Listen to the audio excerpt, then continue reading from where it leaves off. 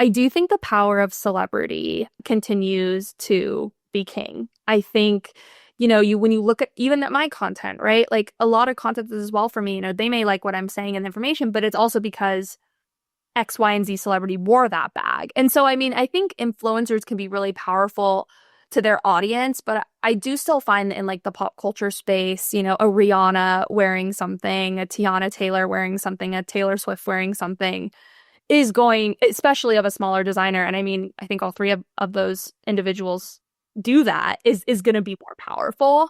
Hi, and welcome to Handbag Designer 101, the podcast with your host, Emily Blumenthal, handbag industry expert and the handbag fairy godmother.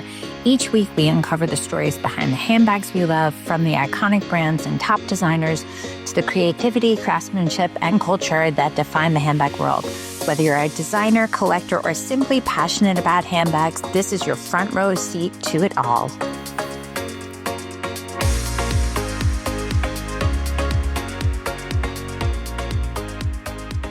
Welcome to Handbag Designer 101, the podcast. Today we have Michaela Mix Kache, aka Ms. Nix of the Fashion Mix. Thank you for joining us today. Thank you for having me. I'm so excited to be here. Oh my God, I am too. So I discovered you on social because it was kind of hard not to. I'm obsessed with your posts. I'm obsessed. And I have to say, I know you're big on TikTok or bigger on TikTok. I found you on Instagram. How did you develop this affinity for fashion reporting and having the confidence to put your 2 cents out there? Yeah, and I appreciate that. And it's so funny because I held off on creating an Instagram for so long. And in like the 6 months since I've done it, posted consistently, I've found so many amazing people like you. So it's great to learn that it's working. I think I've always loved fashion. I've always been someone who wants to dress up and talk about it. And I really saw around 2 years ago that there was a gap in talking about fashion news in a way that felt approachable and positive and fun. I think there's so many people that want to learn about fashion and be involved in this space. But, I always say, like, there's a lot of fashion critics, but what's the opposite of that? Fashion positivity. And so I really saw that gap and have posted every day since then.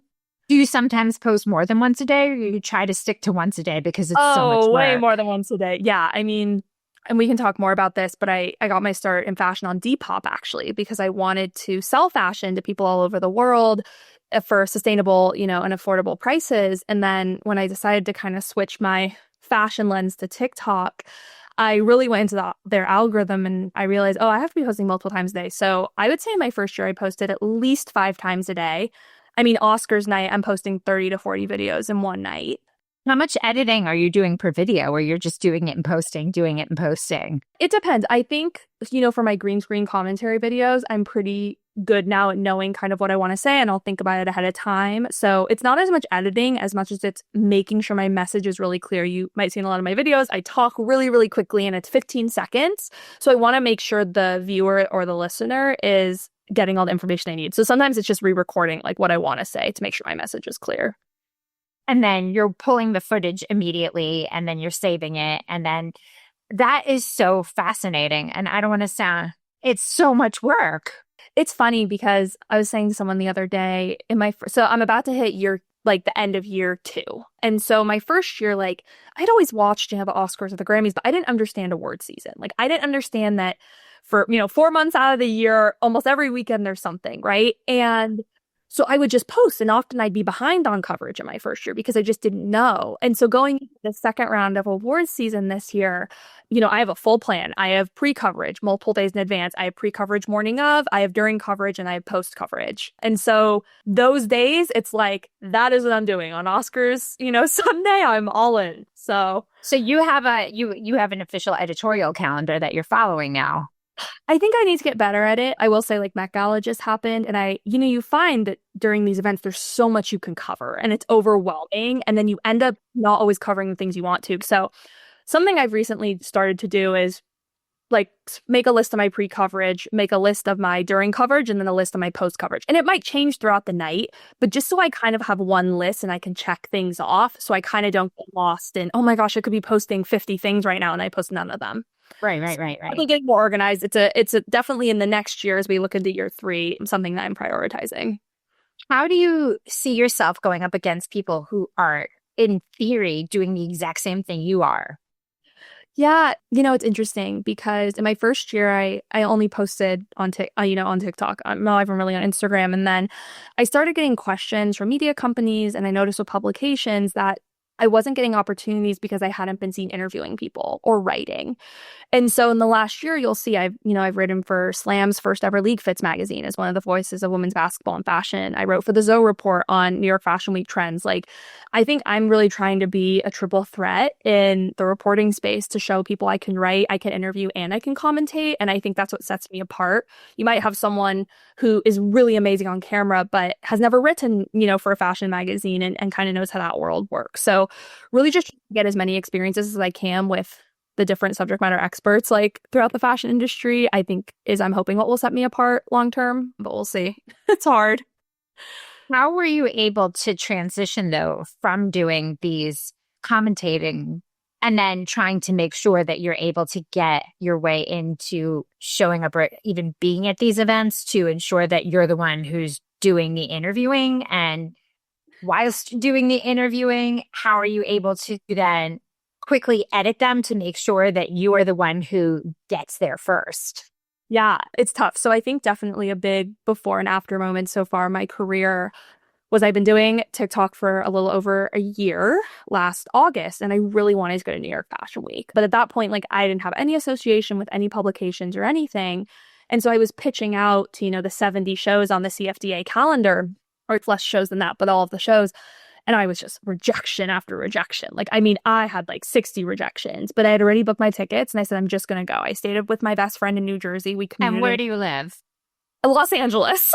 Okay. It's a huge thing. And I went and I told my best friend, and I'm so grateful to her. Like, we walked around New York until we found a show, and I had my microphone and I started interviewing, and I dressed up in like the aesthetic of the show. And I think honestly, I was good with my one question. People know from my videos, describe your look in one word. And if the conversation continues, it does. But were you outside or inside? I was outside. No, okay, outside. Yeah. I got rejected from all the shows. And so we show up. It was Alice and Olivia was the first one we found. And I just started interviewing. And then I made friends with the street photographers, and they told me the next address. So then, I mean, it was still less than a year ago, but last September, it went from, okay, I was rejected from 70 shows. I flew to New York. I ended up covering outside of the show 10 to 12 shows. And I spoke with so much A-list talent. Lola Tung, the star of The Summer I Turned Pretty. A big turning point was Addison Rae did a full interview with me on the street. And so I was able to use those interview examples in a portfolio to start pitching out to magazines. Right. Listen, I can do this on the street with like 1 second with talent. Imagine if you can get me on a carpet and I actually, get time to talk with them. And so really it was just saying YOLO and going out there that kind of jump-started my career to the next part, which is how I'm getting these writing opportunities and these interviewing opportunities now. Was your friend there with you the whole time to record you having these meetings? Because you need a sidekick. It's not like you can hold your camera and being like, hey, hold on, wait, okay, now go. Yeah, I mean, it's funny. And her name is Julie Kim. She's an incredible artist. So I would never call her a sidekick. Shout out Julie. Shout out Julie. She's the most incredible artist, and everyone needs to go look at her stuff. But, she's someone who I think she is such a visionary in terms of honestly like creative direction as well. And so I think, being an artist, you kind of have to have that. And she's incredibly fashionable. And so she was such an asset to me. I mean, I took her to a show this last February, and I'll be like, this is a creative consultant for me. Like, I really trust her. And so she was there. And then I have another good family friend, Lola, who's like my little sister, who like braved Coach with me, which was like crazy outside of Coach. So I have I'm so lucky I have people in my life who are willing to support me. So yeah. It's kind of hard though, realistically, to get these ins. I mean, you could say you're doing everything alone, but realistically, you need to have someone there with you. I mean, it's almost impossible. It's interesting because something I've discovered is because, it was such a shift. So like in September Fashion Week of 2024, I had 0 shows. I stood outside 12 shows. Fast forward to February a few months ago, I went to like 6 or 7 shows. I mean, it was such a difference. And it was because I was going to publications, and the publications hire me because I mix and I have people have eyes on my stuff. And so it's doing it alone, but it's also now I'm in the spaces instead of being outside, and I have to be alone. Because guess what? The fashion show is not giving you 2 tickets. Right. So it's now about actually when I'm in those spaces, I have one video that went viral where I interviewed 𝐉𝐸𝐽𝐳, who's a star of the summer I Turned Pretty, inside of a show with his wife. And I was the only one interviewing him. And so I kind of did this video of like, let's go see if Gavin says yes. Okay, then I did the interview. I'm not in it. But at the end, it's me again. Oh my gosh, can you believe it happened? And so it's getting creative about those POVs when I have to be alone because it is so much harder. Yeah, I mean, again, it's the art of a hustle and you have to be creative about it. It's so, I mean, honestly, this is so, I mean, I'm so excited to be talking to you. And I know this is like silly to fangirl, but No, I'm such a fan of yours. Oh my God. Revolutionize the handbag industry. And thank you. I've got so much cooking in the handbag space. It's kind of ridiculous. I can't wait I love to it. share. I know. We need to talk about that another time. Oh my God. So you said that you have an impending opportunity potentially to write specifically about handbags. So where do you feel, and in terms of trends and so forth, and I love talking about this, do you see celebrities embracing the circular trend, or do you think they're actually getting those bags, the real bags themselves? Oh, interesting. And when you mean circular trend, you mean like secondhand? Or tell me more about what you mean by that. Yes. Yeah. It's interesting because I don't know how much you watched the Met Gala, but eBay was such a presence there this year, right? Yeah. Like they did a partnership with La Roche, and I think it was just like Winnie Harlow did a partnership with eBay, or it was some secondhand brand for, I think, Formula One. Like, I do think there's this really interesting intersection. And granted, like, my background is in vintage, fashion and secondhand fashion. I think there's this interesting intersection in fashion of you want the vintage thing, you want the rare thing, but you also want the thing that's in really good condition and feels special. And I do think that there are many celebrities who have embraced, circular fashion for a long time. You look at Bella Hadid as one I think about. They do it more for apparel, not handbags, though. Yeah, I guess. Okay, so specifically, I don't know. See, that's interesting. I feel like there are a lot of like young female fashionistas who love a vintage handbag. I feel like when I make videos on, like, I every once in a while do a video on like my shopping hacks, and it's almost always around like how to find a Gucci bag for under $200 on Poshmark or something. So I don't know. I would push back a little bit there. I think that often in the secondhand space, people feel like handbags are the most attainable. Like, they're going to be less nervous about buying a secondhand handbag than They're also the most sought after. Right. That's true. There's an interesting intersection there. But I have so many incredible bags that are secondhand. So I think continue to embrace it. So that said, like, even coming off the heels of the Met Gala, even prior, and, like what Coach did. And it's funny, I had a very, very, very quick phone call with Todd Kahn whilst he was on his phone while he was on his way to the airport, and was talking to him. And he said that his sweet spot right now is the 17-year-old girl. He is not abandoning that. How do you think all of like the oversized bags, which are obviously statement making, how do you think from Fashion Week to retail to what you see on the streets to the celebrities, how do you see this intersection of novelty versus function of what you're actually seeing? Like use versus I'm here for the pictures. Yeah, it's so funny because immediately what comes to mind is Coach's release of the Kiss Lock bag a few months ago, right? I mean, they released the one Kiss Lock, which was a statement. It's massive, but it was very functional. They made clear, it was such brilliant marketing from Coach. On the website, they had a picture of everything that fit in that bag. So you could fit a laptop in it. You could fit a change of clothes in it. But it was also a statement. And then they also released the dinosaur Kiss Lock bag, which I think could not fit very much, but it was all about the statement. And so I do think brands are kind of continuing to figure out how they can provide a maximalist option for their customer while the bag is still functional. And it's interesting and it's exciting to me because I do think we are more so in an age of maximalism. Like, I think for a long time it was quiet fashion and quiet luxury and things like that. But it is shifting back a little bit. And I do credit companies like Coach for providing a bag that's under $1,000, which is still a lot of money, but comparatively to other fashion houses, under $1,000, really fun colors, have the ability to do really fun keychains, but it also can fit a lot. And I think other brands need to follow suit.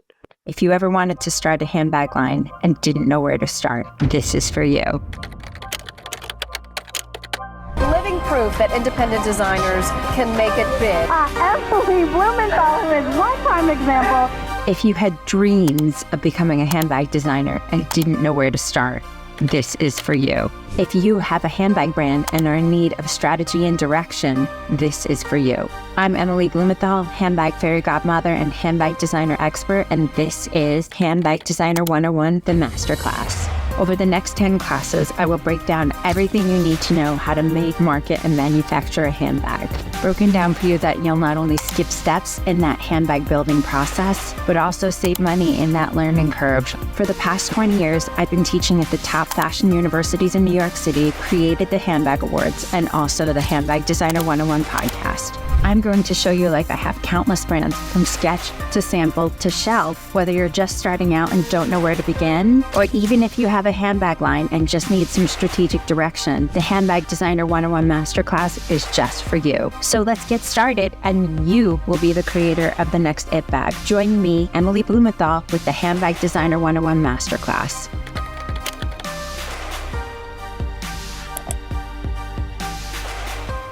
Yeah, I think you're pretty spot on. So you were saying, though, that if there was anything you could talk thoughtfully about or speak thoughtfully about, it would be handbag retail trends or handbag trends within the celebrities.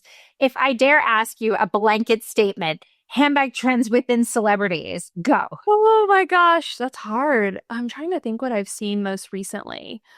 I mean, definitely the big bag is still in. I think that people are really, like, I think about like maybe a Kylie Jenner or I don't know. Like, I feel like I'm seeing a lot of huge tote bags, but they're not always in black. Like, they might be in a green or a brown or a white. Like, I think people are gravitating towards colors. Celebrities are gravitating towards colors that are wearable, yet a little bit more of a statement, and definitely in the oversized bag lens. I'm trying to think what else. I mean, I think about like the Louis Vuitton Murakami re-release. I mean, celebrities love that. Pop culture. This is like the fourth time I've spoken about this today alone. It's crazy. And, you know, it continues, but it's, and you know, they're releasing the Cherry collection now, which is going to have a huge surge this summer.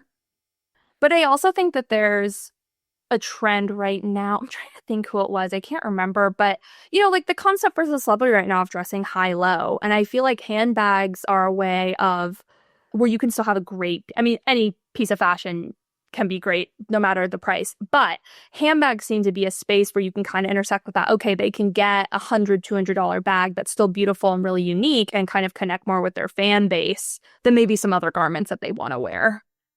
Do you think, though, that said celebrity versus influencer or AKA creator in terms of being an unknown independent designer and getting your hands into getting your bag into the hands of those people, where do you see the value now? And what do you think, who would be more likely to wear it? An influencer who would perhaps want to have some sort of monetary payment or some sort of barter value, or a celeb who would not want anything? Yeah, that's interesting. I mean, it's so funny. I was on a call this morning where I talked about this. Like, I do think the power of celebrity continues to be king. I think, you know, when you look at even at my content, right? Like a lot of content is as well for me, you know, they may like what I'm saying and the information, but it's also because X, Y, and Z celebrity wore that bag. And so, I mean, I think influencers can be really powerful to their audience, but I do still find that in like the pop culture space, you know, a Rihanna wearing something, a Tiana Taylor wearing something, a Taylor Swift wearing something is going, especially of a smaller designer. And I mean, I think all three of those individuals do that is going to be more powerful. But it's also to me about just getting your stuff seen. I feel like as a small designer, it can be really hard. There's so much out there. And so getting, your bag in the right place at the right time or getting the right stylist to see it is hard within itself. So would you recommend, and again, I've gone through this. I mean, I've been doing this for a long time. It really comes down to getting your product into the stylist hands and then see what they can do with it. Is that who you deal with in terms of talking, or sometimes you're able to go straight to the celebrity, or you just don't even care? You're like, I'm going to cover this, and if I get a response, I get a response. It's the third. It's funny because in the last 6 months, and actually you talk about Instagram, you know, the more stylists are on Instagram than on TikTok. You know, I posted a video yesterday about Joey King's Michaela look, and I saw, and her stylist commented immediately with a hilarious gif of a pope. My God. So it's interesting because I cover when I like something and I cover when I think it should be covered. The stylist recognition, every once in a while, the celebrity recognition comes. And I think if I see a celebrity at an event or something, I'll mention, hey, I covered this. Because the other, a few months ago, I was DMing with a stylist. And I was like, I really hope this celebrity sees this. And she goes, oh my gosh, the publicist loved it and she's seen it. So it's like, I don't even know what ends up being in their inboxes from me, which is why when I meet them in person, it's so important to connect. Yeah, I think all of those things are so, so important, especially, as you're trying to build your brand as well.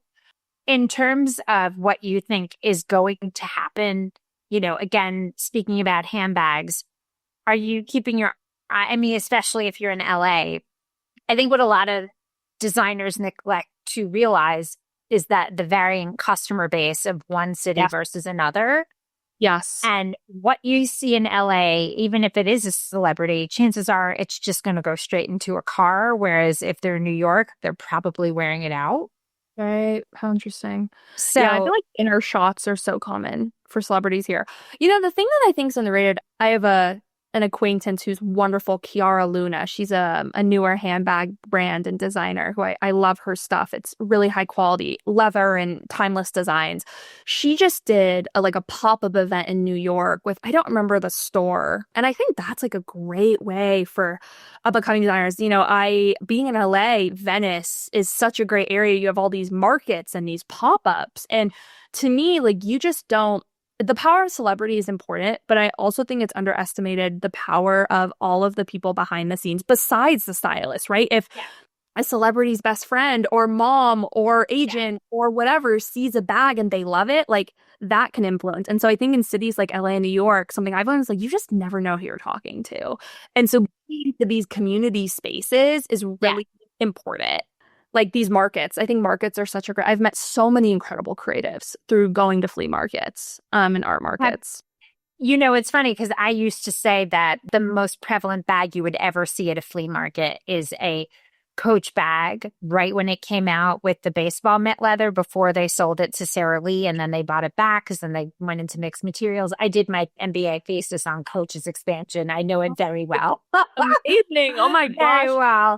Coach super fan. So yeah, even going back to with the husband and wife and where they out, it's just, I could talk about Coach all day long.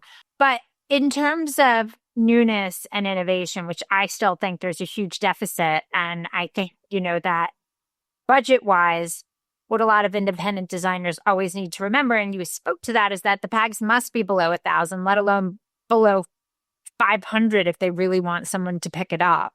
Have you seen a specific brand that is on the rise now being in the hands of celebrities, influencers, and so forth that you were like, oh, this is interesting. Who made that? It's interesting, and it's not something, I don't think his bags are under a 500, but Jared Alner is Emma Chamberlain's stylist, has worked with Sabrina Carpenter as her stylist often. What is the brand name? Jared Alner is the name of the stylist, and I think that's what he's calling the brand. And he makes these really fantastic, rectangle bags. I've really never seen, and you talk about functionality, you can fit a lot in that bag, and they're all different colors, and it's a rectangle, and there's but it looks like it was made through ribbons almost. So it's a really interesting material, but it's actually fairly functional in terms of what you could put inside of it. The video I did on it went really viral. And he also had Emma Chamberlain do the shoot, which of course helps. But that's a bag I think we're going to see a lot more celebrities in come summer. But it's not, it's not a sub 500. I think they're in the 700 range.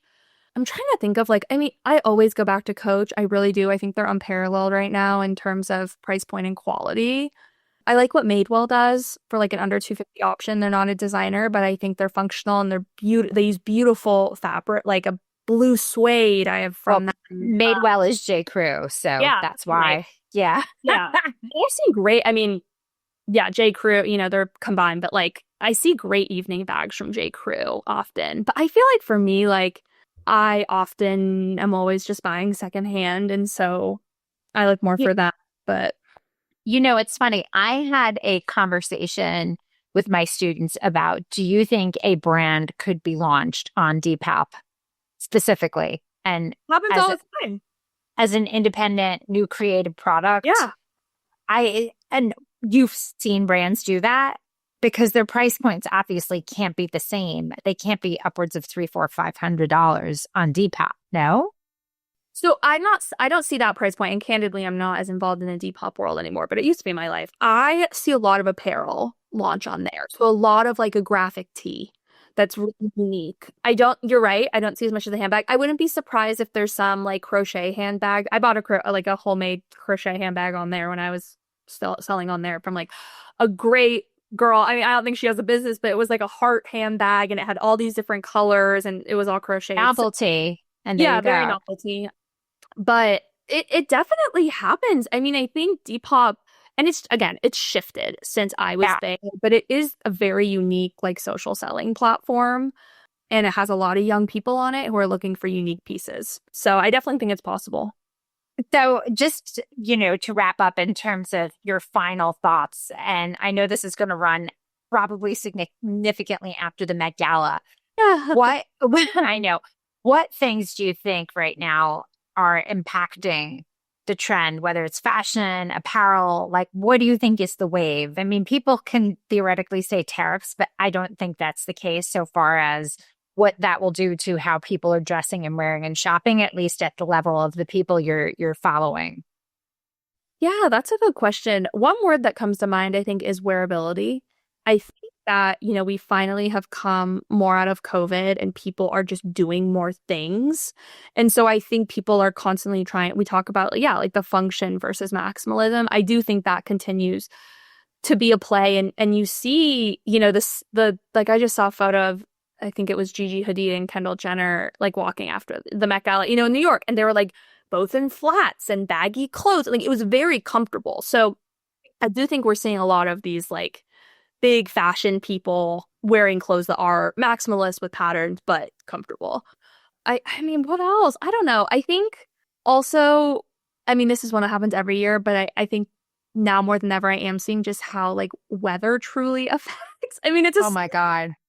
But it does, Yeah. And it affects just how each city dresses and like the trend for that year. Like if LA is warmer, there's going to be more sundresses and there's going to be more mini skirts. If New York is colder going into spring, then, a cool maximalist jacket is going to be around for longer. But I do think, I look at someone like Doechii, who I would argue right now is like the biggest fashion. 100%. And she uses so many accessories and so many, unique pieces. And she's someone who has supported, her and her stylist Sam have supported multiple like small designers, growing designers. And so, yeah, I feel like it's just now more than ever, I do think in some ways people are embracing like individuality and maximalism. At least that's my hope. Yeah, I am here for it 100%. Ms. Nix, thank you so much. I'm so excited that we are here to have you, and I absolutely want to have you back so we can talk about trend updates post the next wave of celebrity shows that obviously require an update. So yeah, absolutely. How can we find you, follow you, and see more of your amazing content? Yes, everything is at The Fashion Mix, THEE Fashion Mix. Instagram, TikTok are where you'll find me the most, but you'll also find me writing for your favorite publication, maybe reporting on your favorite red carpet, and interviewing some of our favorite fashionistas. So, but I'm there. I'm on TikTok daily, and Instagram is almost daily at this point. So, gosh, I can't even see your calendar of how you get up and get dressed. Thank you so much. Thank you. Thanks for listening. Don't forget to rate and review and follow us on every single platform at Handbag Designer. Thanks so much. See you next time.